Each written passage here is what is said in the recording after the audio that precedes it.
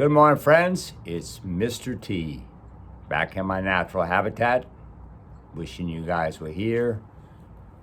You can see my sign. Hello, friends. Well, we're here for Literature Group, and we're reading this fantastic book, The Incredible Journey by Sheila Burnford. And Miss Burnford is a fantastic writer who has this wonderful ability to describe physical scenes, the setting where the where the action is taking place, and we're really enjoying her description of the Canadian wilderness and the adventures of our three lost animal friends as they try to find their way home. This is going to be chapter 7, and I'll just show you a quick picture of the etching that's in here that'll give you a feel for the action that's coming. It's going to be an exciting chapter, like they all are. And so here we go. The two dogs were in very low spirits when they continued their journey without the cat. You remember what happened to the cat? Almost drowned in that flash flood, then was rescued by by the family, and then stayed with them for a few days and decided to go back out on his own. Who do you think he's looking for? He's looking for the dogs, and they're headed west.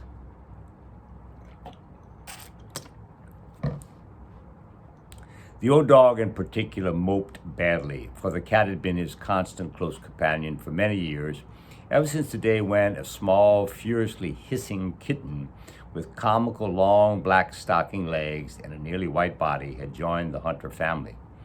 This apparition had refused to give 1 inch of ground to the furious and jealous bull terrier, who was an avowed cat hater and the terror of the nearby feline population. Instead, it had advanced with every intention of giving battle evident in its tiny body. The dog, for the first time and the last time in his life, capitulated. Capitulate means to give up, or to give in. That day a bond had formed between them, and thereafter they had been inseparable, dog and cat. Who knew?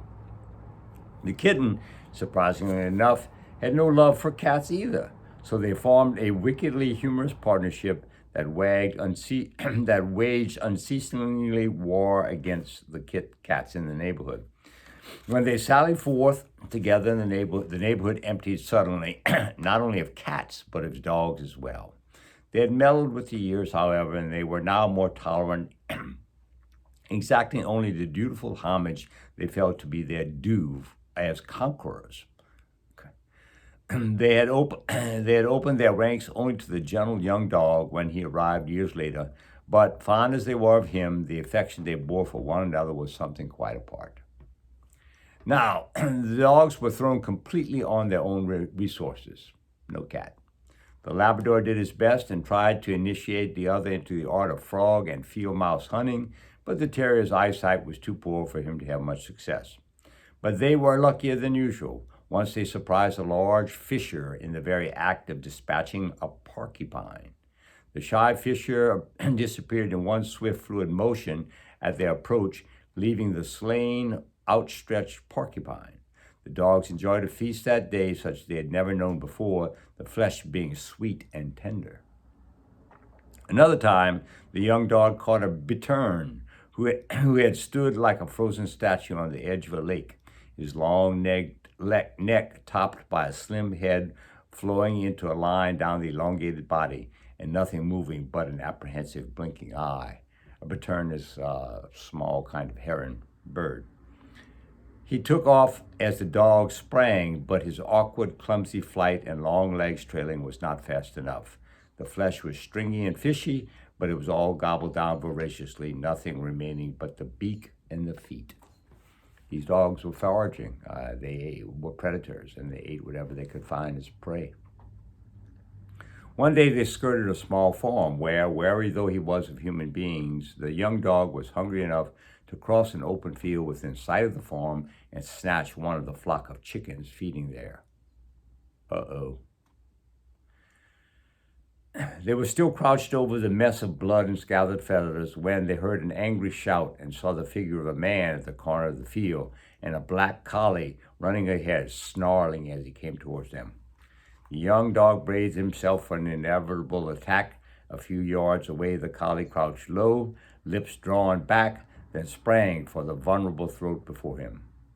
The young dog was a hopeless fighter, lacking both the instinct and the bill, for heavy and strong though he was, his mouth had been bred to carry game birds, and the jaw structure with its soft protective lips was a disadvantage in a battle. His only hope for survival against the razor-sharp slashing of the other dog's teeth lay in the thick protective folds of the skin around his own throat. All too soon it was obvious that he was fast losing ground, and the effects of an inadequate diet were beginning to show on his endurance. He was on his back with the collie on top, ready to give the final slash when the old dog took over. Up to now, he had merely been an interested spectator, taking a keen interest from a professional point of view. For a good fight is meat and drink to a bull terrier. Now, a look of pure, unholy joy appeared in his black-currant eyes, and he tensed his stocky, close-knit body, timing his spring with mastery born of long practice. A white, compact bundle of fighting art shot like a steel projectile at the collie's throat. Wow, you hear that sentence?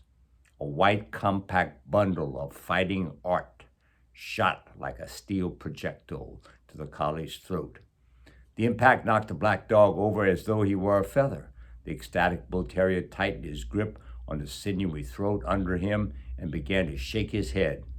Out of the corner of his eye, he noticed that the Labrador was on his feet again.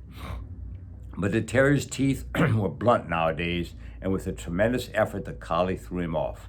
The old dog's feet had barely touched the ground before he sprang again for that terrible throat grip, springing as if the years had dropped away and he was back to his fighting prime. Once more he brought the collie down, this time taking a firmer grip on the throat, shaking his powerful head until the dog below him was choking and strangling. Ooh, this is rough stuff, but it's real life. It's the way it was. The collie made a desperate, convulsive effort and rolled over, silent white teeth still hanging from his throat. He struggled to his feet. The terrier released his hold and walked away, his back turned arrogantly, but his eyes slewed slyly in his flat head so that he looked almost reptilian, like a reptile. The collie stood shakily, blood dripping from his throat, awaiting the protection of his master.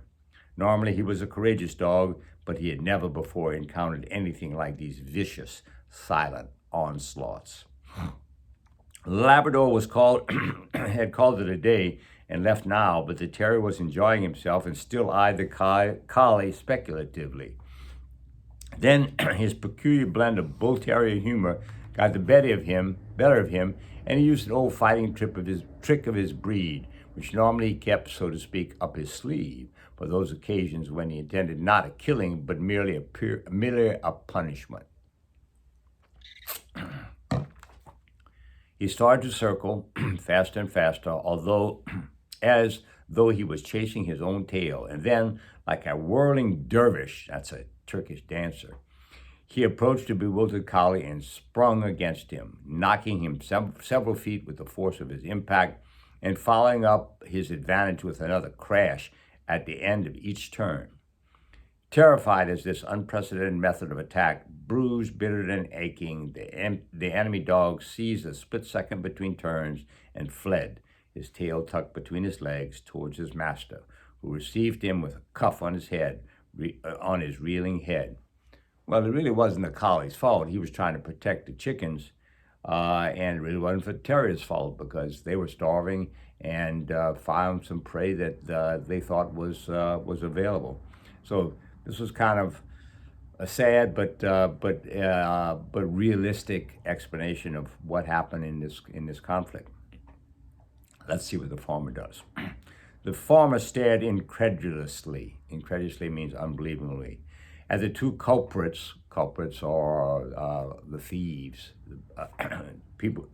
creatures who do bad things, culprits, who are now making off across the field to the cover of the bush. The young dog with a torn and bloodied ear and several deep bites on his forehead, but the happy old warrior jaunting and unscathed.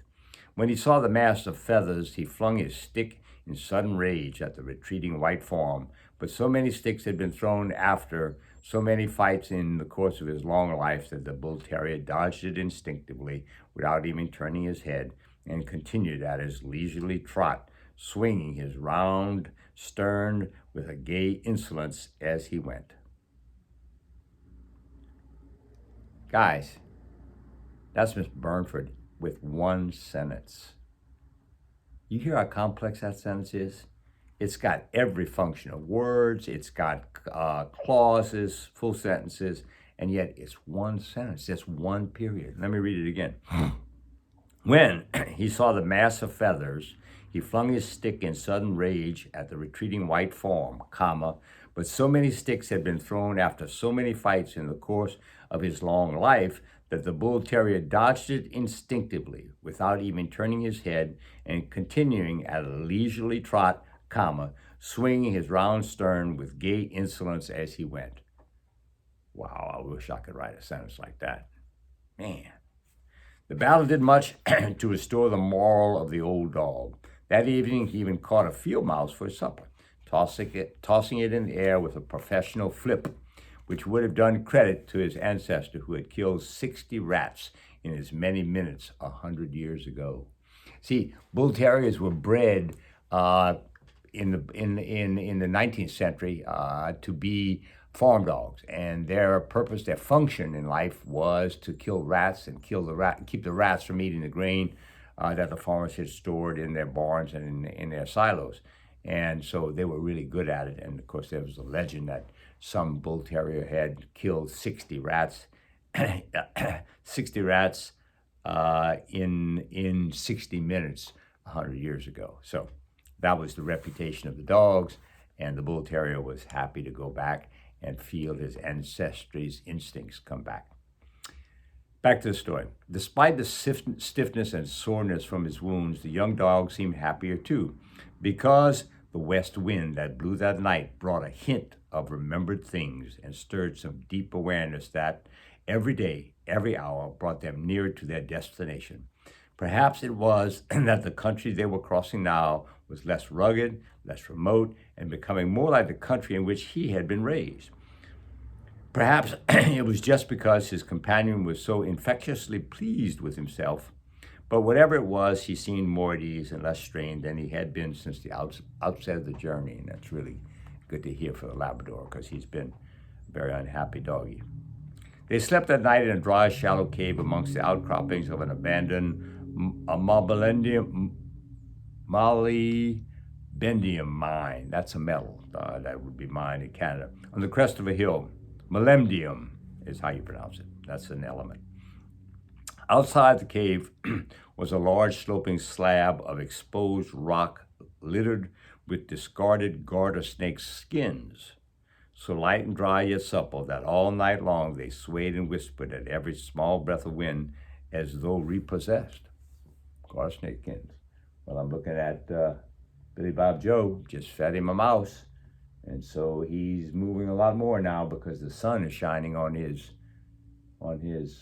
window. The garter snake skins reminded me of Billy Bob.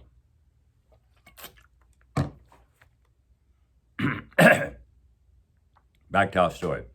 The first pale streaks of dawn were barely showing across the sky when the young dog sat up alertly, hearing the shuffling approach of some animal through the dead leaves and twigs. Who might that be? He sat quivering, every nerve tense, recognizing the smell, and presently past the opening of the cave waddled a large porcupine, returning peacefully home from a night's foraging. Remembering the delicate meal the fisher had inadvertently provided for him, the young dog determined to repeat it. He sprang at the porcupine, intending first to overturn, then kill it, as he had seen the other animal do. But unfortunately, he had not seen the patient preparatory work that the experienced fisher had put in before the kill.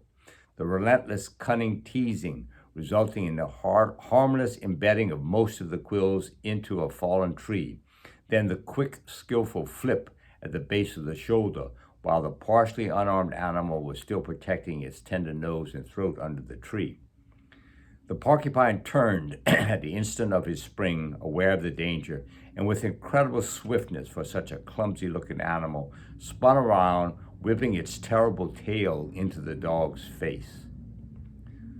The dog yelped and leapt back with unexpected shock of pain, and the porcupine ambled away, looking almost outraged. Uh-oh. The Labrador was fortunate in that the tail had struck a sidewise glancing blow, so that the quills had pierced only one side of his cheek, missing the eye by a fraction. But these quills were about 2.5 inches long, barbed at the piercing end, and were firmly and painfully embedded in the dog's jaw. Try as he might, the dog could do nothing to remove the pliant quills, and only succeed in pushing them farther in. He tore at them with his paws. He scratched at the sides until they bled. He rubbed his head and his cheek on the ground and against the trunk of a tree, but the cruel stinging barbs dug in farther, and their stinging torture spread through his face and jaws. Eventually, he abandoned the attempt to free them, and they journeyed on. But every time they paused, the Labrador would shake his head or scratch frantically with his hind leg, seeking to be released from the pain. Boy, these guys, they face crisis after crisis, don't they? I wonder how this one's going to work out. Well, we'll see next week in Chapter 8. This is Mr. T, Literature Group, from our classroom, MAB Elementary. Wish you guys were here. Y'all have a great weekend. Mr. T out.